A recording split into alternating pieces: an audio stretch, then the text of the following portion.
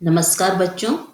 आज हम सामान्य हिंदी का जो पाठ है पर्यावरण और सनातन दृष्टि उसके बारे में आपसे बातचीत करेंगे। तो ये आज का जो विषय है वह प्रथम वर्ष कला सामान्य हिंदी के बच्चों के लिए और प्रथम वर्ष विज्ञान के बच्चों के लिए है। तो इसको शुरू करने से पहले मैं आपको लेखक के बारे में कुछ बात बता देती हूँ। लेखक हैं छगन मेहता। इनका जन्म 1908 में हुआ था और यह राजस्थान के सुप्रसिद्ध समाजवादी चिंतक और समाज सुधारक रहे हैं। अछूतों का उद्धार और महिला शिक्षा के क्षेत्र में क्रांतिकारी कार्य किए थे इन्होंने, तथा धर्म, दर्शन, इतिहास, मनोविज्ञान, राजनीति विज्ञान और साहित्य का गहन अध्ययन भी किया था। बहुमुखी प्रतिभा के धनी थे और सिद्धांतों पर चलकर मानव जीवन की बेहतरी के लिए कार्य किया। इनका कार्य करना इन्होंने अपना प्रथम धर्म माना था तथा मानव और मानवता की रक्षा के लिए हमेशा से संकल्पबद्ध रहे। अब मैं इनके विषय में कुछ और जानकारी आपको दे देती हूँ ताकि आपको और इनके विषय में जानकारी मिलेगी। तो इस तरह की बहुमुखी व्यक्तित्व का जो जीवन था उन्होंने अपने समाज सेवा में और अध्ययन के लिए समर्पित किया था। छगन मेहता के भाषणों का संकलन संक्रांति और सनातनता नाम से प्रकाशित हुआ और हिंदी में इन्होंने इस संकलन ने गहरी हलचल भी पैदा कर दी थी और विचारकों ने इनकी इस कृति को या इस रचना को बहुत महत्वपूर्ण माना भी था। उन्होंने प्रजामंडल के माध्यम से स्वाधीनता संग्राम में भाग लिया और सामंतवादी व्यवस्था के विरुद्ध छगन मेहता ने क्रांति का बिगुल बजाया था। इस तरह उन्होंने वैसे अपने आप को राजनीति से अलग रखा और अपना जो सिद्धांत थे उन पर का पालन करते हुए अपना जीवन मानवता की सेवा के लिए लगाया। तो इस तरह हम कह सकते हैं कि वे मानते थे कि मनुष्य से श्रेष्ठ और कोई भी नहीं है और इसलिए मानव और मानवता की हर हाल में रक्षा होनी चाहिए। अब निबंध के सार के बारे में मैं प्रारंभ करती हूँ आपको बताना। हम बिंदुवत बात करेंगे और उसके विस्तार से आपको समझाते जाएंगे। निबंध के सार के रूप में प्रमुख बिंदु इस तरह से हैं। वैज्ञानिक और अनियंत्रित औद्योगिक विकास ने पर्यावरण को दूषित कर दिया है। पश्चिमी दृष्टिकोण और जीवन शैली के आधार पर भारत में पर्यावरण की नियमावली नहीं तय की जा सकती, क्योंकि हम भली भांति जानते हैं दोनों का दृष्टिकोण, दोनों की जीवन शैली में बहुत अंतर है, जमीन आसमान का। और वर्तमान में हमारे देश में या पूरे विश्व स्तर पर जो प्रदूषण को बचाने के प्रयास किए जा रहे हैं वे नाकाम हो रहे हैं, क्योंकि जितने प्रयास हो रहे हैं उससे ज्यादा दुरुपयोग हो रहा है। तथा भारतीय कभी भी भौतिकवादी पद्धति को नहीं अपनाते थे। कहने का तात्पर्य है भारतीय आध्यात्मिक दृष्टिकोण के पक्षधर रहे थे।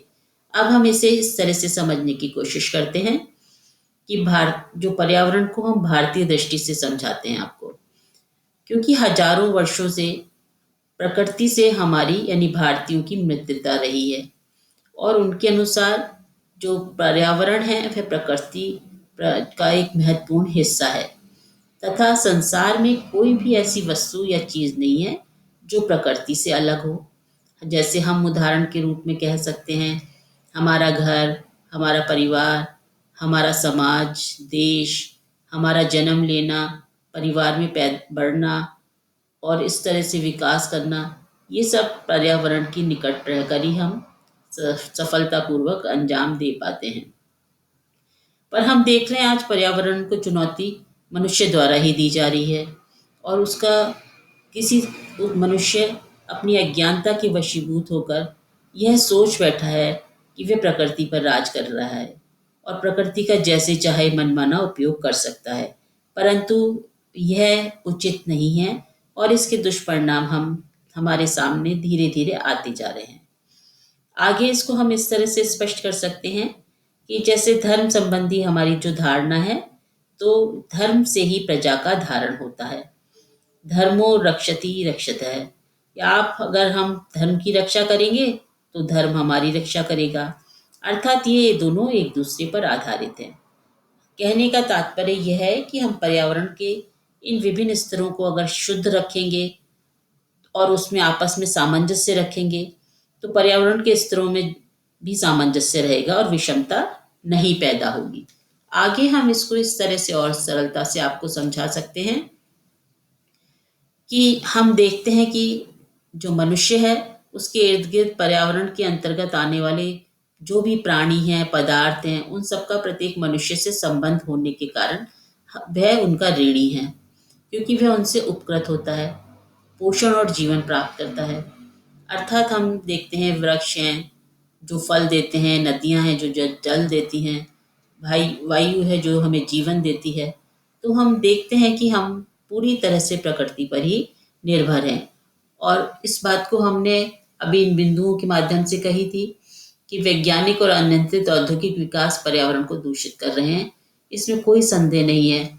जैसे बढ़ते हुए रासायनिक अस्त्रों का प्रयोग या दिन प्रतिदिन आधुनिक खोजें और प्रकृति के साथ साथ खिलवाड़, वृक्षों की अत्यधिक मात्रा में कटाई, जो हमारी नदियां हैं वह प्रदूषित हो रही हैं, हम हर जगह कचरा फैला रहे हैं, हमारे सागर प्रदूषित हो रहे हैं। तो ये, या फिर मिलों से बहने वाला गंदा पदार्थ, अपशिष्ट पदार्थ नदियों से मिलकर समुद्र में चला जाता है। तो ये हम औद्योगिक विकास या अपने विकास के नाम पर पर्यावरण का नाश कर रहे हैं। दूसरा, हमने कहा था कि पश्चिमी दृष्टिकोण और जीवन शैली जो है भारत में, उसके आधार पर हम अपनी नियमावली तय नहीं कर सकते। बिल्कुल सच है। पश्चिमी दृष्टिकोण अलग है, भौतिकवादी है, हमारा दृष्टिकोण आध्यात्मिक है। हम प्रकृति को बराबर से सम्मान देते हैं और ये मानते हैं कि सूर्य है वह हमें जीवन देता है, हम उसको भी अब देवता की संज्ञा देते हैं। तो इस तरह से भारतीय और पश्चिमी दृष्टिकोण बहुत अलग है। वर्तमान में हम अच्छी तरह से जानते हैं कि विश्व स्तर पर यह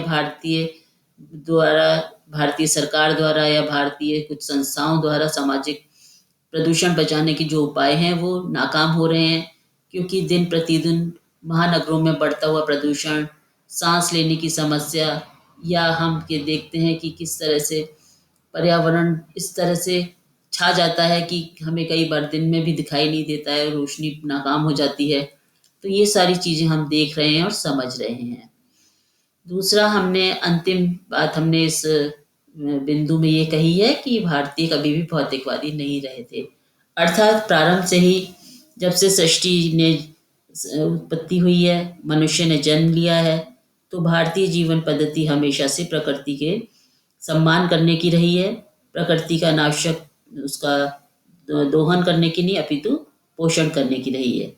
और हम ये मानते हैं कि जो प्रकृति है हमारी, उस पर निर्भरता बराबर से है और हमें उसमें संतुलन बनाए रखने के लिए ध्यान रखना पड़ेगा, तथा हम जब उसका किसी तरह का दुरुपयोग नहीं करेंगे तभी वह हमें अपने लिए सहयोग करेगी और हमारे विकास में सहायक होगी। तो ये सारी चीज़ें जो हैं वो हमें इस बिंदु से हम आपको स्पष्ट कर की है। आगे है, हमारा घर, परिवार और समाज सभी पर्यावरण का हिस्सा है। धर्म से ही प्रजा का धारण होता है और धर्म से ही पर्यावरण भी सुरक्षित है। बिल्कुल स्पष्ट है ये बात कि हम धर्म का तात्पर्य यहाँ पर किसी विशेष जाति वर्ग से नहीं है, अपितु हमारे कर्तव्य से है। प्रारंभ में भारतीयों की जीवन शैली सादगी से परिपूर्ण और अध्यात्म पर आधारित थी। इसको भी हम बिना किसी संकोच के स्वीकार सकते हैं और सत्य भी है ये, क्योंकि हम जो थे वो प्रकृति के निकट थे। हम उतना ही उसका प्रकृति का उपयोग करते थे जितनी हमारी दैनिक आवश्यकताओं के लिए जरूरी था। जीवन सादगीपूर्ण था, अनावश्यक उपकरणों का प्रयोग नहीं था हमारे जीवन में, और हम प्रकृति के निकट और उसकी छां में ही अपने जीवन को सादगी से जीते थे। तो पर्यावरण के संदर्भ में पश्चिमी और भारतीय दो भिन्न भिन्न मत हैं। इसमें भी कोई संदेह नहीं है कि पश्चिम वाले जो हैं वो अलग दृष्टिकोण से देखते हैं और भारतीय अलग दृष्टिकोण से देखते हैं। इसको इस तरह से स्पष्ट कर सकते हैं कि भारतवर्ष की हजारों वर्षों से ये मान्यता रही है कि प्रकृति से संतुलन को कायम रखा जाए, और ये बहुत अच्छा है और मनुष्य के लिए तो अत्यंत ही हितकारी भी है, तथा इसके साथ साथ प्रकृति के लिए भी हितकारी है। इस संतुलन को अस्वाभाविक रूप से नहीं तोड़ना चाहिए, क्योंकि हम देख रहे हैं विज्ञान का जिस ढंग से प्रयोग हो रहा है उसमें ऐसा लगता है कि सत्ता के लोभ से, धन के लोभ से ग्रस्त सभ्यता उसे रहने नहीं देना चाहती है। अर्थात हर देश की जो सरकार है वो अपने अपने काल में कुछ ना कुछ वैज्ञानिक अनुसंधान करके विश्व में सर्वश्रेष्ठ सिद्ध करने की होड़ मचा रखी है। अनावश्यक ही परमाणु प्रयोग करना, समुद्र में कुछ विस्फोट करना, ये सारी चीजें हमारे पर्यावरण को दूषित कर रही हैं। और हर हालत में कुछ लोग जो हैं प्रकृति के संतुलन को नष्ट करना चाहते हैं, चोट पहुंचाना चाहते हैं। तो इस तरह से हम इस बात को अच्छी तरह से समझ गए हैं कि पर्यावरण की सुरक्षा में ही हम सबकी सुरक्षा है।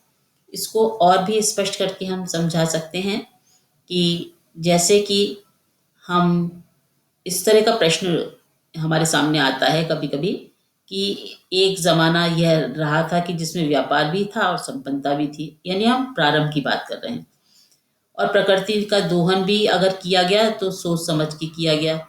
इसको हम दोहन ना कहकर इन 4 शब्दों से बात अपनी स्पष्ट करना चाहते हैं। जैसे प्रकृति का पोषण, दूसरा प्रकृति का शोषण, और तीसरा है प्रकृति का दोहन, और चौथा है प्रकृति का प्रदूषण। अब इन चारों से अच्छी तरह से समझ सकते हैं कि प्रकृति के साथ हमें क्या संबंध रखना है। यह हमें हमेशा इस बात को ध्यान में रखना चाहिए। एक उदाहरण से यहाँ पर लेखक ने अपनी बात कही थी कि जो प्रकृति है, पृथु जो राजा रहे थे उनके उदाहरण देकर कहा कि जो पृथु बेटा पृथु राजा हुआ थे, और सबसे पहले उन्होंने ये स्पष्ट करने की कोशिश की कि वेण नाम का एक चक्रवर्ती राजा था और उनका बेटा पृथु था। तो प्रकृति अब बंध्या हो गई, यानी बांझ हो गई, उससे कुछ भी उत्पन्न नहीं होता था। तो पृथु ने प्रकृति का दोहन किया। अब हम कह सकते हैं कि दोहन और शोषण में क्या फर्क है। दोहन भी एक तरह का शोषण है, यानी जरूरत से ज्यादा किसी चीज का इस्तेमाल करना। लेकिन कुछ बुनियादी फर्क है। जैसे हम गाय को दूहते हैं, एक व्यक्ति गाय पालता है, गाय का दोहन करता है, लेकिन बिना पोषण किए गाय का दोहन करता है क्या वह? नहीं। अगर इस हद तक करेगा कि गाय के भोजन की व्यवस्था नहीं करेगा, केवल दूध निकालता रहेगा, तो एक समय ऐसा आएगा कि गाय के प्राण निकल जाएंगे।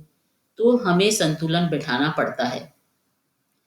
तो यहाँ पर इस बात को हमने अब अच्छी तरह से समझ लिया है कि प्रकृति में सादगीपूर्ण तरीके से रहकर अपनी ज़रूरत भर इस्तेमाल करके प्रकृति के अनावश्यक दोहन और शोषण से अपने आप को रोकना हमें बहुत ज़्यादा जरूरी है।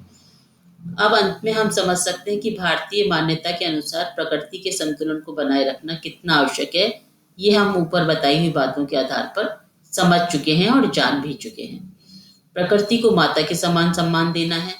प्रकृति के विकास में हर चीज की साझेदारी होती है। प्रकृति का अनावश्यक शोषण और दोहन हमें नहीं करना चाहिए।